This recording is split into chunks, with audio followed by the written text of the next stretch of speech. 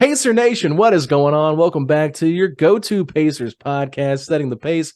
I'm your host, Alex Golden. Boy, do we have a fun one to talk about today. Michael J. Facci, he told me that he was not going to be here for Tuesday or Wednesday night's episodes. He said he had to take a train to Washington, D.C. I'm not making that up. That is his exact words that he told me. And I said, bro, why did you tell me that? I'm going to let the listeners know. But while Facci's on a train to D.C., we got some Pacers basketball to talk about, taking down the red-hot Philadelphia 76ers, 132-126.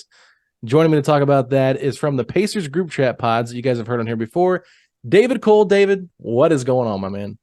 Man, what's going on is this Pacers team. Holy cow. Last on Sunday, it was a tough game. Felt like that they didn't play good enough to win. And there was a few things I was like, okay, well, if we change these few things, maybe we can win. They were better in some of the areas that they struggled in last game. And still I was like, I don't know if they can win this game still. And Tyrese Haliburton with about a minute left got me feeling like Michael J. Facci, up off the couch, running around the house after he hit that shot with 1 minute to go, and they pulled it out. It's pretty exciting. Let's just stay there with Tyrese Haliburton, because Tyrese Haliburton was absolutely incredible in both these games against the 76ers, but tonight took it up to another level. Really got the Pacers going in the first quarter because they were struggling a little bit offensively. Tyrese Haliburton went 4-4 from three in that quarter, had 4 assists, was really just taking over the game, but he finishes the game with 33 points, 15 assists, 7 rebounds, and once again, 0 turnovers. He had a dagger 3 to give the Pacers a 9-point lead to I think it was 9 points, to put this game out of reach with about a minute left. And it's just like, this is what Tyrese Haliburton does, and it's what he continues to do, is he just makes the right play at the right time, hits the big shot when he needs to, and it's just like, we're spoiled. We don't realize how spoiled we are. The guy's in his, 4th year in the NBA? He's not even hitting his prime yet, and he's going to be All-NBA this year. Mark my words, November 14th, Tyrese Haliburton will be an All-NBA point guard this year, and he's going to be a starter for the NBA All-Star team. That's a hot take, sure, whatever you want to call it, but I don't really think it's that hot. I think Tyrese Haliburton's been that good, David. Yeah, I'm with you. And the other thing that people are maybe not going to notice right away, 7 rebounds. He was the second leading rebounder, which 7 rebounds is not insane, but 7 rebounds for Haliburton is not something that he's really focused on. He's, out on the perimeter a lot more often, Myles Turner and Jalen Smith and those kind of guys down lower cleaning up the boards. Because of the foul trouble, though, he had a lot more opportunities to get in there. 7 rebounds plus 19. Yeah. Plus 19. In a 6-point win is pretty nutty. Yeah, and he also had 2 steals and a block. So it's like, yeah, he was just out of this world. The only thing he didn't do right was he didn't go 100% from the free throw line. A 4 or 5, missed the free throw in the third quarter. The Pacers probably needed that free throw at the time, but he played a really amazing game once again. And last game we were talking about Tyrese Maxey. Well, this game we're talking about Tyrese Haliburton because of what he did. Now, I do want to jump over to what happened in that first quarter, because it did not look good for the Pacers with their center position. Daniel Theis ruled out before the game for personal reasons. Myles Turner gets 2 fouls in the first 4 minutes of the game. Jalen Smith comes in. He gets 2 quick fouls. Isaiah Jackson comes in the first quarter. He gets 2 fouls. So now everybody's back with 2 fouls on him in the first quarter. Joel Embiid was just having his way, getting to the free throw line at ease. And it felt like this was going to be a long game. I just didn't feel like the Pacers were going to be able to recover from this just because of all the foul trouble they had. And then Jalen Smith goes down with an injury in the second quarter, has to be taken out of the game, taken to a hospital to get checked on for concussion. Marcus Morris, of course, got him in the head with a hard box out, But then Isaiah Jackson really had to step up because Myles picked up his 3rd foul. I think he had 3 fouls in 6 minutes, David.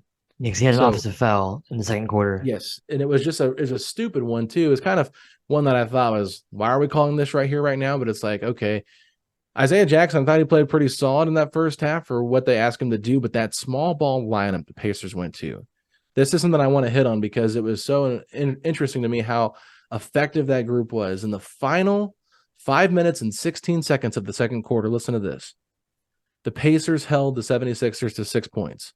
4 of those were from the free throw line. They had 1 made basket from Tobias Harris. They won 1 for 11 during that stretch, and I think they had 2 turnovers as well. So it was one of those things where the Pacers went to a small ball lineup and just dominated Philly with Embiid out there, and I think that really kind of changed the game for him heading into halftime.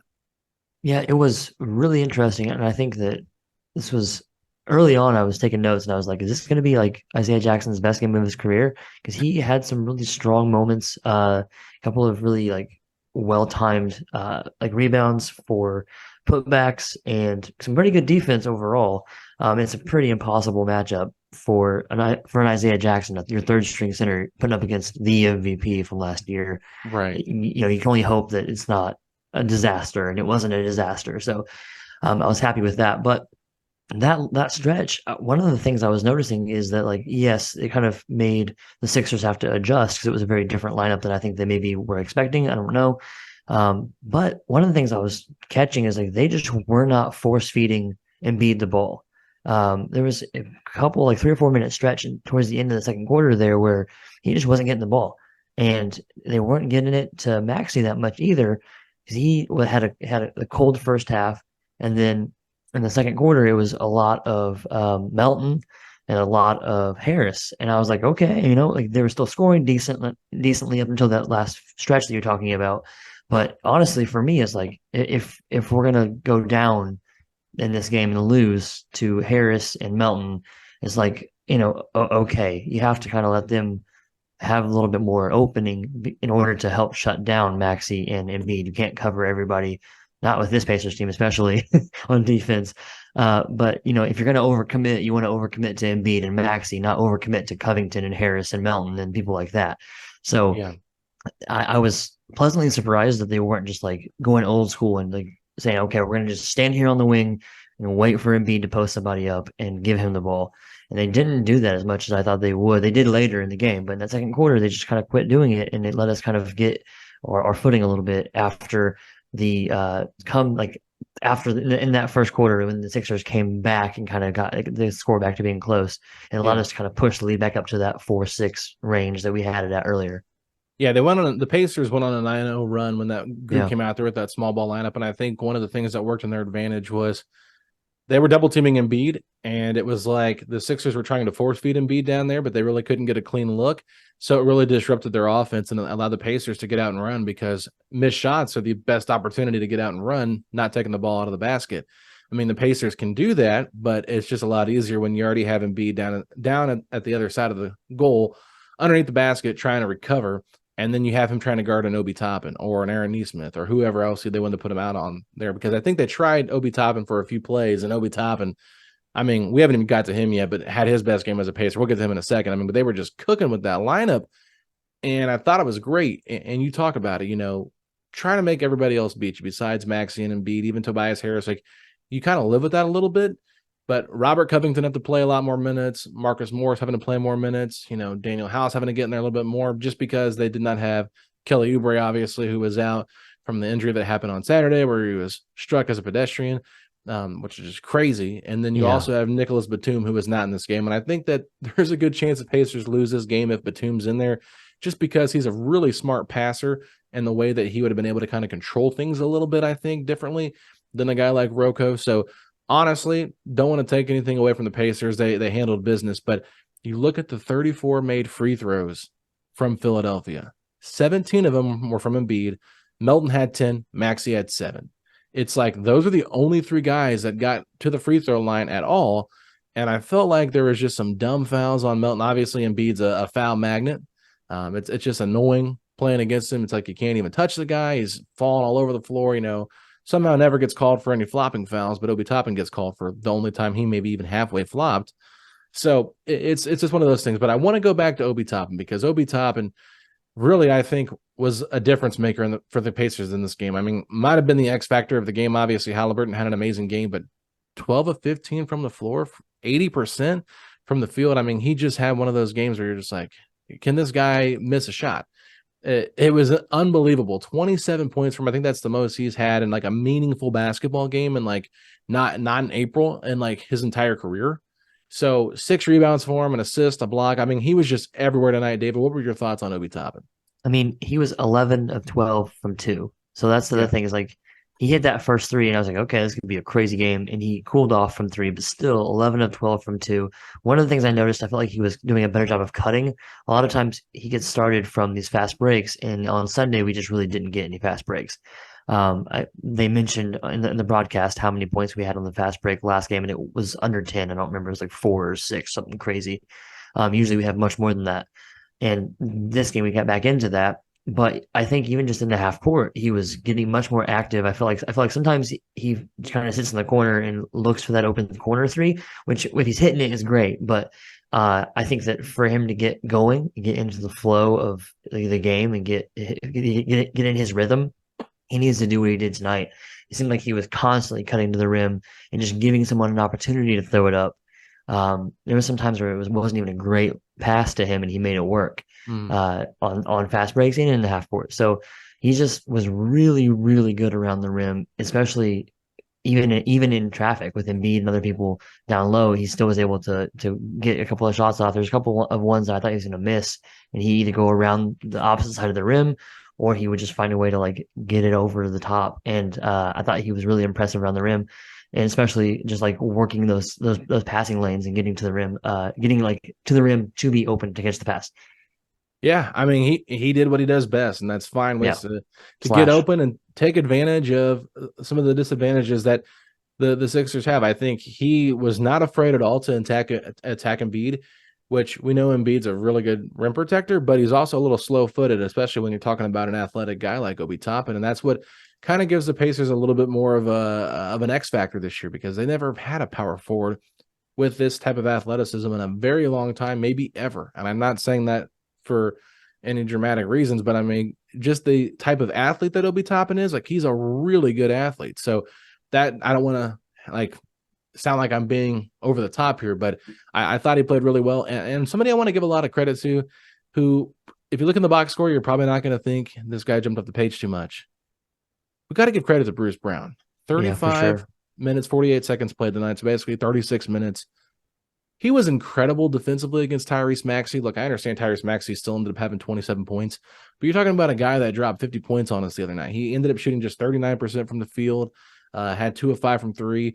So, I mean, he had some impactful moments there for sure. He had a nice crossover on Bruce after Bruce bullied him and scored a layup on him. He came down and hit him with a cross, and I don't know if he pushed him or not with his left hand before he got the shot off, but I know Quinn Buckner was throwing out I wonder if Tyrese is doing the classic Michael Jordan where you push the guy to create space to shoot. And I was like, you know what? I kind of like that, Quinn. Let's go with that. But I thought Bruce played incredible defense against him. I mean, you're not going to be able to slow down great players all the time, but just being able to make them work for their points was huge. Yeah, I mean, speaking of making him work, so Maxi shot the ball took 5 more shots than Halliburton, and I think 2 more free throws if I'm seeing this right, and scored 6 fewer points than Yeah. Halliburton. So, and part of that is that Halliburton was hot from three, sure, but Halliburton only shot 5 threes, and Maxi shot 5 threes too. So it wasn't like Halliburton was just yakking him up after he hit no, sorry, that's free throws. He shot 12 3-pointers. I was like, that didn't sound right. Yeah, Haliburton shot 12 3-pointers and Yeah. Maxi shot 5. And part of that is, when you start 4 of 4 and then, you have kind of that license to just, go. Whereas Maxi started off a little bit colder in the first half. And so, and a big part of that goes to Bruce Brown. I mean, he was playing him hard. And there's a couple times where I was nervous they might call a foul on him, and they didn't. Although, like you already mentioned, a lot of those calls were going Embiid's way. So I don't know if they felt like they had to kind of swallow some whistles here and there. But Bruce Brown worked his butt off on that assignment, and I think he made a big difference. Even though you're not going to be able to see it in the box score. He was awesome. I mean, there's no doubt about it. I want to go to the fourth quarter now because this is where the Pacers really had to come and win this one. And there was one player for the Pacers that I was afraid was never going to get into a rhythm because of the foul trouble. That was Myles Turner. Myles Turner was absolutely phenomenal in the fourth quarter. The Pacers, they scored 37 points. Myles had 15 points in the fourth quarter. He was 4 of 7 from the field, 1 of 2 from 3, 6 of 7 from the free throw line. So he was really able to get to the free throw line and draw some fouls. He only had 2 rebounds. He had a block, but he ended up fouling out in this game. And I understand why fans were like, man, he just can't guard Embiid, blah, blah, blah, blah. But no, Turner stepped up and played huge in this moment here because when he was in foul trouble, They went to him. They said, we need you. He was big in this game, and he played with an extra motivation to him. And he even drew a foul on Joel Embiid, stood there strong, and took a charge. And like 9 out of 10 times, I guarantee they're calling that on Embiid if Turner's just turned a little bit different. So he squared himself up and just took the hit right to the chest. I mean, not much you can say when a guy scores 15 in the fourth to help you close a game. You can't really criticize it. Obviously, didn't have a good first 3 quarters, but that final quarter was just phenomenal for Myles.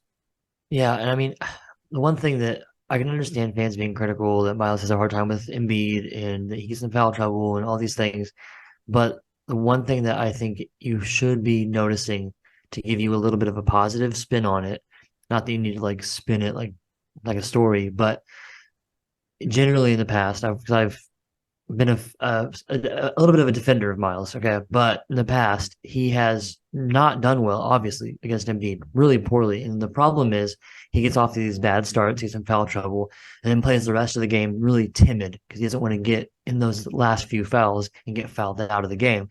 But then the problem then is you're basically taking away some of your strengths that the team needs in order to avoid getting foul calls. So we're not getting your best because you're nervous about getting those last few foul calls. And in this fourth quarter, he was anything but timid. There was a lot of times where he was playing smart and he was playing careful and was kind of letting Embiid take an open shot. And he would contest it. He just wouldn't like fly out there. But he, like you said, I'm glad you mentioned that charge because that's a risk, especially with Embiid and the way that the refs kind of will call what happens around Embiid. That's a risk to do that. And it's the right play and it's the right basketball move. And so I was happy to see him this fourth quarter, not just offensively put up shots and make buckets, but being willing to go at Embiid on offense and play good defense, and not play scared or nervous to get that last couple of fouls. Because when he did take that charge, he already had his fifth foul. He got his fifth foul a little bit before that, and then took the charge when that could have been called on him, and then he's out with like 2.5 to go. Versus when he fouled out with like less than a minute, maybe or around a minute. It was pretty late in the game at that point. I think we were up by 9 when he fouled out. So it was like, okay, well, he's fine, foul out, whatever, no big deal. Yeah, at that point, you're just like, okay, you served your purpose. You came in here and provided us a spark that we needed in the fourth because the Pacers needed a different look. And I think that Philadelphia had really kind of figured out how to kind of stop Indiana a little bit with their guard and their bigger wing rotation a little bit. So Turner gave them a different look they didn't really have, and that was someone that could score at the 5 position. So that was huge. And I want to go back to what you said about Turner because, like you said, in previous games, in previous years, Turner has allowed himself to mentally get checked out of these games, almost where he's just overthinking it. He's in his head too much. He's like, man, no matter what I do, they're going to call a foul. This is ridiculous. This is crazy, blah, blah, blah. He just really gets out of rhythm, out of sync. And I thought to myself, man, he's really going to get himself in trouble here. If he gets in foul trouble once again, he's going to play a little timid like you talked about and not be himself. But this is where you can see where Myles has matured as a player. You know, honestly, this is probably 2 of the best games he's ever played against Embiid. And it's weird to think that in this game is one of them, considering the foul trouble that he was in and the minutes that he actually played overall. I think he ended up playing like 20-some minutes. What 19. Was it? 19 minutes. 17 points in 19 minutes. That's insane. So that right there just tells you how impactful Myles can be in a game like this because we know Joel Embiid, and I talked about it on the last podcast, he does not want to go around chasing guys around the three-point line.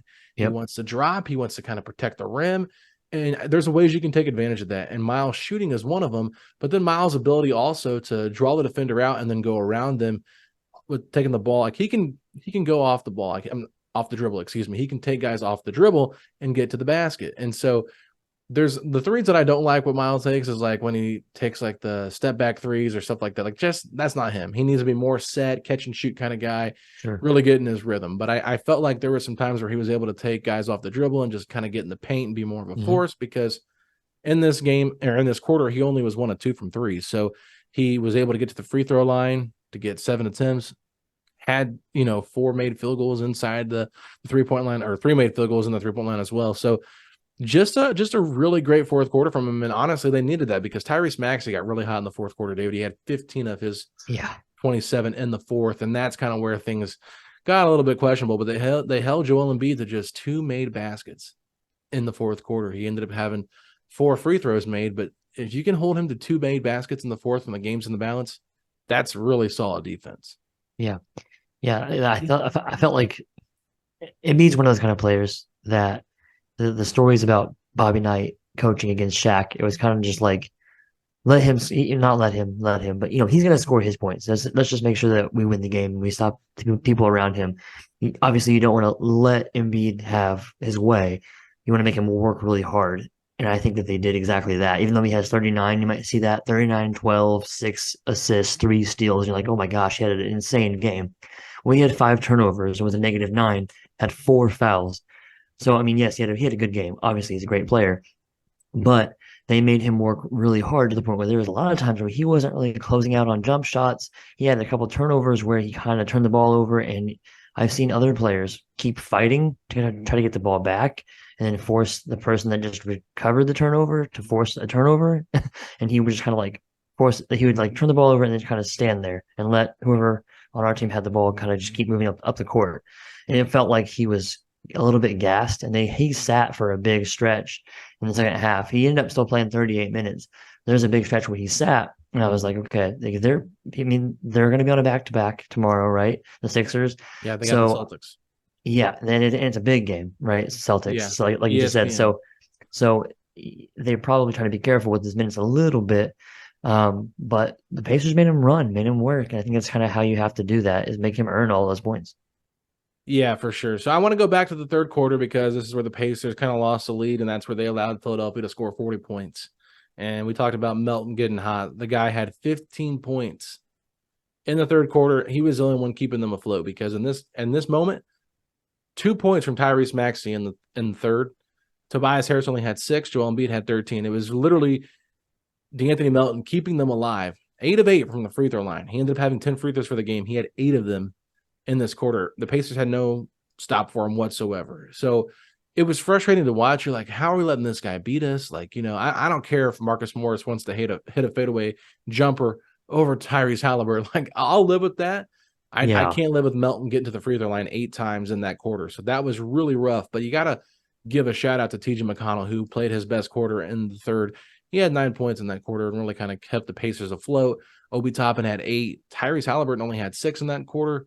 But it was just one of those things where it's like the Pacers needed to kind of handle that punch from Philly because you knew they were going to come out and give them their best punch, and trying to withstand a Philly team in that environment, because Philly is a very tough environment to play in. It's crazy. But other than that, I think that the one thing we really need to touch on is that crazy sequence that happened in the fourth quarter with about 10 minutes and 45 seconds left. Bruce Brown goes to block Tobias Harris' shot. He jumps over the top of him because he bit on the pump fake. Tobias Harris has to leave the game because they're afraid of concussion protocol, or they're afraid of a concussion. So he goes into concussion protocol. And the officials originally said, okay, Indiana, you pick the shooter for this off the bench. So they pick KJ Martin. KJ Martin comes in, bricks both free throws. Philadelphia gets the rebound. They kick it out. They miss a 3. Indiana, I think, started to recover the rebound, and somehow Tyrese Haliburton, Aaron Nesmith threw a bad pass to Haliburton. The ball goes out of bounds. They get the ball back. I'm not even sure if they scored on the next play or not, but at 7 minutes and 30 seconds, they come back from a timeout, and the officials are reviewing this play. They own up and said, we made a mistake because it was a concussion protocol exit. The 76ers actually get to pick their shooter, so Pacers shouldn't have been able to put KJ Martin into the game, which means that they gave them free throws, 2 free throws to Tyrese Maxey in the fourth quarter, because that's who they would have had elected to shoot if they could have picked with Tobias exiting the game. And it made the Pacers end up trailing 107-105 at this point. Turner, I think, was at the free throw line with one more attempt left. And so it was just a weird sequence. And I think, to me, like, I'm understanding that they're trying to go back and correct things when they have them done wrong. But like 3 minutes later in the game, in a very close game like this, doesn't make a lot of sense to me, number one. Number two, had they made that 3-point shot, what happens? Do they erase a 3-point shot and say, well, you guys really shouldn't have had that, you should have shot? No, you can't go back and fix everything. So to me, I think that's one where you just kind of have to say, we screwed up, we'll fix it next time moving forward. Like, we own up to it, like we messed up as the officiating crew, but instead they go back and fix it. And that, to me, made no sense, David. Yeah, I'm with you. I will say, though, I'm really glad they did it, because now not only did not only do the Sixers fans have no, they can't be like, oh well, we would have won this game. We will put Maxey on the line. He'll make the 2 free throws, and then it'll change the flow of the Fair. whatever. Because and the thing is like when that happened, I was like, I wasn't mad that it was happening. I wasn't mad because it was unfair or because it wasn't the right call, or I was frustrated because our offense is almost exclusively just like momentum, and there were several things that were happening that were not like illegal or not trying to be shady. There's things that happened in the game that were slowing down the pace for us. And one of those was Harris's injury. And I don't think that he was being dramatic. I think that everything that happened there was above board and needed to happen the way that it happened in terms of him having to leave and get cleared and get checked and all that stuff. I want our players to feel like they're safe and like NBA players, and I want that to be happening like it is in the NFL with concussions and with head issues and the lingering effects of all that. So I thought that was fine. But because of it happening, we have to just stand around and like that momentum can start to die down. And then when they come back and review it again, and now we're killing them like our momentum again. And I'm just like, okay, this could really like if our offense comes back sluggish, you're gonna know why. And instead of coming back sluggish, we were fine and we moved forward and we still won. So like if anyone had a reason to be complaining about all the outcome of that, it was Pacers fans. So I didn't want to win this game and have Sixers fans be like, oh, well, that was bad. We should have had this, whatever, whatever. No, we beat you guys. Yeah, that's a fair point. I mean, that's one way to look at it.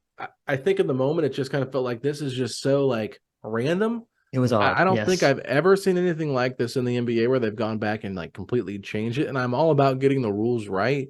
But at one point, do we have to have a 7-minute review? Like, this is Yeah. one of those things like Sakaka should have said, okay, hold on, this is what happened. Explain it to the head officials, have them explain it to the coaches, Yeah. and then that moves on. Like, it shouldn't have been that difficult to I don't know figure why it out. took that long. Yeah. I really don't know why it took that long. I think it was literally 10 minutes It was a long of time. time, of actual time, that everyone's just sitting around. Like, you're talking about a very like back and forth, a lot of Hmm. momentum changing, moments happening in this quarter, and then it just all gets stalled for 10 minutes Yeah. because they screwed up on a way they officiated something, or one of the rules they applied. It's like, you know what? There's a lot of rules that are in the NBA, and I understand you're not going to make every call right. Like, you miss how many travels? I don't know. I guess all the ones I wanted to call were on Ben Matherin, but it's just like it was tough. But I will say this: the Pacers did what they had to do in this game Yeah. because they got dominated on the glass on Sunday. They were just absolutely awful, abysmal from a rebounding standpoint. But tonight, believe it or not, they out rebounded the Philadelphia 76ers 41-38. It was a team effort. They actually out rebounded them on the offensive glass too, 10-5. So the Pacers were able to get 7 more field goal attempts than the Yeah. 76ers, which is huge because last game the 76ers were able to put up 15 more. And if you look at this interesting stat that I just remember for whatever reason, Indiana had allowed the 76ers to get 105 field goal attempts last game, just 86 tonight. Holy cow. So that's 19 field goal attempts that they did Hmm. not attempt compared to the previous game. Now, obviously, free throw shots, I'm sure, play a factor in that as well. But even the free throw attempts, like it was 33-35. Indiana just could not hit their free throws. 23 of 33, 69.7%. It was just not a good showing. And I thought to myself, if we lose this game close, no matter how bad the officiating could have been half the time, Pacers just didn't make the free throws and they needed to make them. Yeah. I don't know. I'd be curious to see like what, because like to me it's like it should be 75, 80, 85. Like I don't know. You're professionals. I get it. Some people aren't as good at it, but we don't have a team full of people that don't like even Obi, who was 1 of 3 and he wasn't great from the free throw, 1 of 3 from three and wasn't great from the free throw line. Even he is not a bad shooter. I wouldn't be like, oh, I wouldn't be like freaking out nervous if he was shooting clutch free throws. Yeah. So it's like 69.7% from a team that's got a bunch of good shooters on the, I don't, that's the kind of thing where I'm like, okay. And we know we're not bad at free throws because we had a game where we were perfect or we missed one, something like that recently. Again, I don't remember if was that the Spurs game? It might have been. It I was, can't there was a remember. game where we missed like 1 or 2 free throws. It was not like 90, 98, Oh, yeah. I think it 97%. was a Spurs game. Yeah. It was like, so we can do it. And that doesn't mean it should be that way every time, but it could be like in the 80s or in the high 70s. Even just like 3 or 4 more made free throws would have probably put that game away a couple minutes earlier. For sure. And I mean, honestly, this was just a game where a lot of ups and downs. You didn't know what to expect. Like, probably the lowest minutes we've seen from Nimhard and Matherin, like 15 minutes Yeah. and 53 seconds for Matherin, 9:43 for Nimhard. Just not something you're used to seeing. McConnell ended up getting 13 minutes, and we kind of talked about this before we started, but you know, Bruce and Ty getting 38 and 36 minutes, that does kind of eat into those backcourt minutes a little bit. And the Pacers were really relying upon that offensive firepower, that defensive firepower from Bruce, who had a really tough job of guarding Tyrese Maxey. But the one that I was a little bit surprised by, 29 minutes for Buddy Hield. And Buddy ended up being a +9 in the fourth. So he was out there when the moments were going good for the Pacers, but I don't really think it had anything to do with Buddy. I'm not trying to be mean or anything like that, but I thought there was just some timely plays. Like he had a terrible turnover, just some dumb shots tonight. I don't know. Buddy Hield's been really hot and cold this season. When he's been really good, it's like you feel it. But then even at times when he hasn't been great, I was a little bit surprised to see him out there to finish this game. I mean, yeah. I mean, okay. Isaiah Jackson in 12 less minutes outscored Buddy Hield. And Yeah. I'm again, like I love Buddy. He's so much fun to have on the team, great personality. And when he's on, he is like lights out. I do not 0 points understand. in the Yeah. fourth. Yeah. And I don't understand. Here's like the thing is like, so then why is he out there? If he's not scoring, if he's cold, he was 0 of 3 from 3 and 1 of 5 from the field. So then what's he giving you? Because he's not giving you a bunch of assists, he's not giving you a bunch of steals or rebounds. So then why are you benching Matherin? Why are you benching Nimhard? Both of which were going to play better defense, probably definitely should get you more assists than Buddy most games, probably get you more rebounds than Buddy. So it's like all these positives. If Buddy's supposed to be he generally can be a better offensive player. I mean, Matherin outscored him in his 16 minutes, 13 fewer minutes, and had but Matherin's a better offensive player. That's why I chose Jackson, Jackson in 17 minutes had more points than Buddy Hield today. It's just crazy. And I'm not again like Buddy Hield's a great player. Not trying to just like poo-poo him as a player, but tonight, why did he get almost 30 minutes when you give Matherin 16 and Nimhard, 10? Not even 10? Yeah. Not It's even like 10. that's where my issue is. Not that Buddy Hield played tonight, but that Buddy Hield played almost 30 minutes versus the other two people, specifically Matherin and Nimhard. Yeah, I mean, I kind of get Matherin. He was kind of, I don't know, he started out, hit 3 to start the game. Had some nice shots. I mean, he didn't look terrible, but I think they were just relying so much on Bruce Brown's defense and wanted to go maybe a little bit bigger.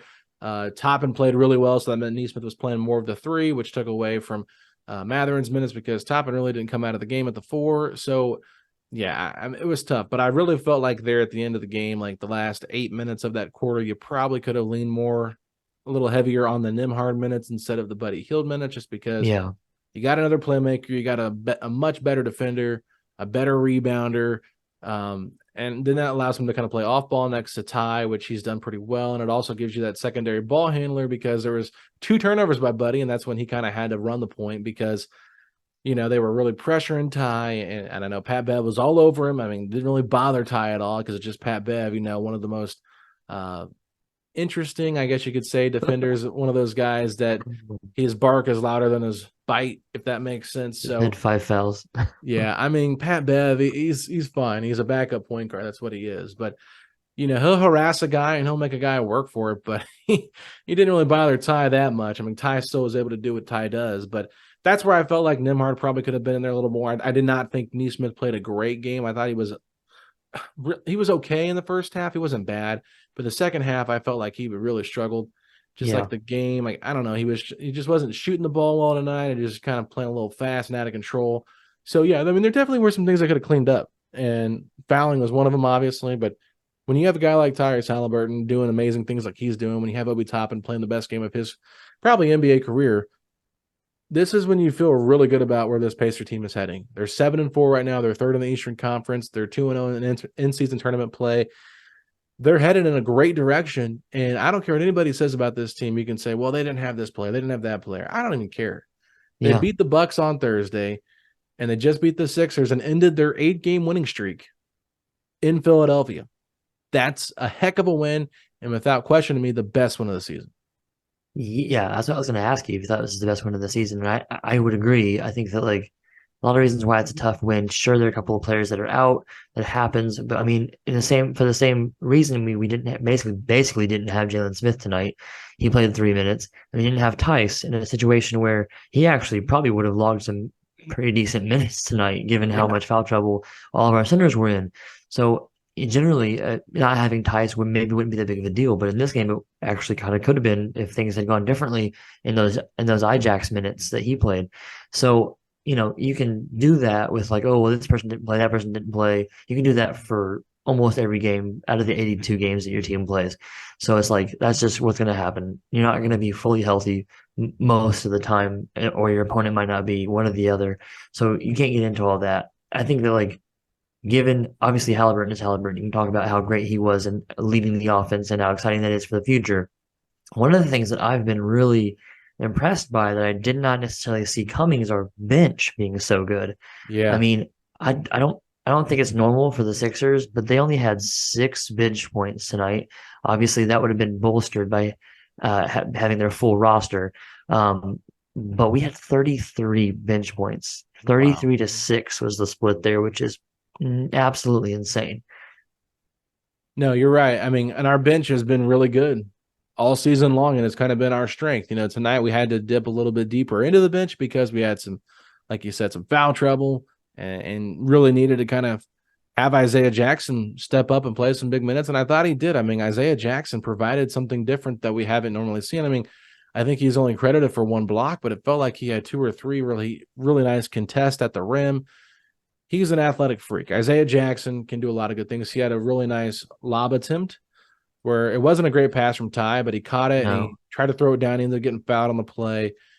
5 of 8 from the free throw line. Like, look, Isaiah Jackson, I'm not really expecting much from him. So anything that he gives me positively, like 9 rebounds tonight, that's big for Yeah. Isaiah Jackson in those moments when you kind of had to figure things out with, like you said, Jalen not being there, Tice not being there, Turner in foul trouble. So, yeah, I mean, honestly, it was just a really great effort from the bench to kind of pull the Pacers when they needed them at the right time. I think McConnell had 11 points off the bench, led the bench unit with scoring in tonight's game. Yeah. So, you know, you can't say enough great things about the depth of this Pacers roster, and that's what makes it so interesting when you have a guy like Tyrese, who can be your number one guy, an MVP level player at this point in the season. You never know who's going to be number two, and we do need to figure that out eventually. But Yeah. for tonight, for the rest of the season, it doesn't have to be that way. One night it can be Obi Toppin, one night it can be Ben Mather, and one night it can be Myles Turner. One night it can be even Buddy Hield. You just never know, but you always know Ty is going to show up, and it's very rare that you don't see Ty show up. And when he's had rough games, that's when you see an Aaron Nesmith score 24 points off the bench against the Jazz. So Yeah. there's just so much depth with this roster that it's really made a difference. But ESPN Stats and Info put this out. They said Tyrese Haliburton had 33 points, 15 assists, and 0 turnovers with the Sixers on Tuesday. He had 25, 17, and 0 versus Sixers on Sunday. He's the first player with 25 points, 15 assists, and 0 turnovers in consecutive games since individual turnovers were first tracked in 1977 and Oh, 1978. holy cow. That's So, nuts. and then Kevin O'Connor put this out. He said Tyrese Haliburton just had 33, 15, and 0 turnovers in the Pacers win over the Sixers. The players to have 30, 15, 0 in a game in NBA history. 4 guys. First, John Stockton in 1989 had 33 and 15. In 2009, Chris Paul had 32 and 15. In 2018, LeBron had 35 and 17. And then in 2021, James Harden had 30 and 15. He said Haliburton continues to be one of the best players in the league. The present and future is bright in Indiana. So Crazy. Haliburton get all the love, and I think Eddie Garrison from 107.5 The Fan does a great job as a radio producer for the Pacers, tweeted out that on TNT tonight, they went live to show the Pacers 76ers game because of how good it was during the Utah game. So I believe it was the Utah game. So Nice. great to see the Pacers getting some national love. Yeah, exactly. And you mentioned TJ McConnell. Before we get too far away from it, 4,000 career points for TJ, Yes, which yes. is pretty cool. I want to give him a shout out for that. That was pretty awesome. But In yeah, I Philly. mean, in Philly, which is awesome to have it happen there, which is it's pretty cool. When he started to get going, I was really happy for him because I love TJ on the team, but I wouldn't be shocked if, I don't know. I understand why his minutes have been low. I'll just put it that way. There's a lot of competition, and he's not the future, right? So I understand why Yeah. it's been maybe a little bit tough for him to get in the rotation. So it's good to see him perform well when he's getting the opportunity. But with Halliburton, you just like, what else can you say? I have many times in the last 2 years, last 2 seasons, I should say, this season, the last season, been a little bit nervous that maybe we're overhyping him, that maybe we're getting ahead of ourselves, that, maybe he's actually more of like what should be the second best player on a championship team. And part of that is just like the Indiana Pacers fan in me that's like always prepared that we're always going to be the bridesmaid and never the bride. Yeah. Like, it doesn't matter if it's Reggie Miller, if it's Paul George, if it's Victor Oladipo. We find these guys that get us really, really, really, really close, and then it's like not quite though. And so I've always been a little hesitant. Just you don't want to get yourself all psyched up and then it falls apart again. But I will say, every step of the way, Halliburton's proven that he's worthy of all of this. So it's like, okay, let's just keep riding it and see which young guys pop around him and go from there. But the one cool thing about tonight, I don't know if it'll get noticed really, because a lot of times you look at the overall team stats and you'll see things like, oh, we shot 35% from three. A lot of fans, we kind of feel like we live by the three, die by the three. You look at the Boston game and we shot like a million threes and missed like 80% of them. We shot like 27%, right? It's Mhm. crazy. We won the game tonight, right, by 6 points. Without Halliburton's 3-point shooting, the rest of the team was 24% from three, which is Ooh, not good. So they were terrible. not good from three. The team wasn't. Yeah. Halliburton was good. He was 7 of 12, which is again insane. Like 60, is that 60%? Is that pretty close? 60%? It's Yeah. almost 75% because it's ridiculous. So he was insane, but it helps keep it afloat. But just the fact that like we can win a game against a really good team, best team in the East right now, in terms of their win-loss, record right now, best team in the East. We beat them while shooting overall as a team really poorly from three. So that's encouraging. Yeah. 7 to 12 is actually 58%. There you go. Yeah. But you're right on. Close, close. It was really close, and it was just great to see. I mean, obviously, he carried the Pacers. There's no doubt about it. He had over, Yeah, like you said, sure. over half their 3-point made. Like they had 13, he made 7. Yeah. So you know, it was tough. And Matherin had 2 of them. And I thought Matherin's shot looked pretty good. I wish he would have shot more of them, to be honest with you. Turner had a big one, obviously. Toppin had a big one. Neesmith, I can't even remember the one he made. I know Jalen made that big one in the I first think quarter. Neesmith made his first one, and then he was cold the rest of the game. I He mean, was I could be jacking. wrong, but I'm pretty sure I'm pretty sure it was in the first half. His make. Yeah. A lot of his were not in rhythm either. And Hmm. he's kind of similar to Myles, where I think he's more of a catch and shoot guy than a guy that's going Sure. to shoot off the dribble. And I think he tried to take a step back 1-2, like retreating to the 3-point line. I'm like, okay, Aaron, Yeah, he did. so yeah, it was a great game though. Overall, there's nothing that I can say more than it feels good to beat the Philadelphia 76ers. That team is easy to not like, easy to root against. I mean, even when like the fouls were pretty fair, I guess you could say number wise, it just felt like every foul was big for them. And they just got free throws. I think that was part of it too. It's just like sometimes it felt like they were getting free throws on stupid stuff when the Pacers weren't. So yeah, Yeah. it was a great game to watch, highly entertaining.